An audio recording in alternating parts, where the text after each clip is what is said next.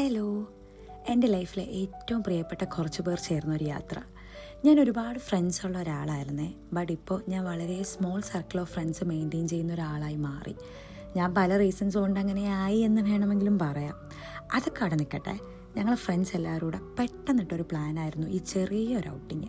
ഞങ്ങൾ നിൽക്കുന്ന സ്ഥലത്തു നിന്ന് ഒരു 1.5 hour ഡ്രൈവ് ഉണ്ട് കേട്ടോ ഈ പ്ലേസിലേക്ക്. It's called Barnard Castle. ഇതൊരു സഡൻ പ്ലാനായിരുന്നു. എല്ലാവർക്കും അടുപ്പിച്ച് ഓഫ് കിട്ടിയപ്പോൾ പോയതാണ്. ഞങ്ങൾ ഫുഡൊക്കെ കുക്ക് ചെയ്താട്ടോ കൊണ്ടുപോയത്. അതിന് സൈഡിലായിട്ട് നമുക്ക് ഫുഡൊക്കെ കഴിക്കാനും വേണമെങ്കിൽ റെസ്റ്റ് എടുക്കാനും ഒക്കെ ആയിട്ട് അവരൊരു ഏരിയ തന്നെ സെറ്റ് ചെയ്തിട്ടുണ്ട്.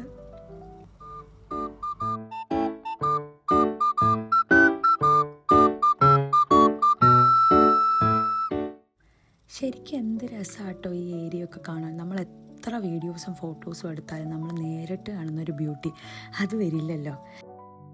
ഞങ്ങളെ കൂടാതെ അവിടെ കുറേ പേരുണ്ടായിരുന്നു. കുറച്ച് പേര് അവരുടെ പെറ്റ്സൊക്കെ ആയിട്ട് വന്ന് റിവറിലൊക്കെ ഇറക്കുന്നുണ്ടായിരുന്നു.